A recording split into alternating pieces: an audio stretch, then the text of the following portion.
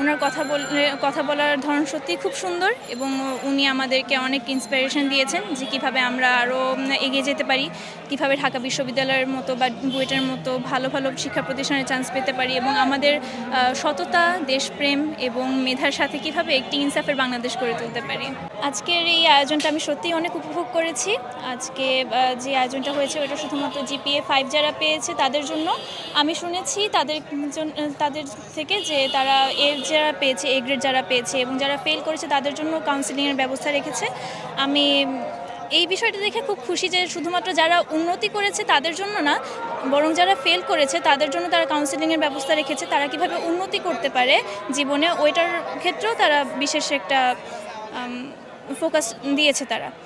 আর আজকে ডাকসুর যে সভাপতি তিনিও এসেছিলেন, আরও অনেক অতিথিবৃন্দ এসেছিলেন। তারা আমাদেরকে মোটিভেটেড করার জন্য অনেক বিষয় সম্পর্কে তুলে ধরেছেন যে আমাদের আরও পড়তে হবে, আমাদের আরও প্রতিযোগিতার সামনে।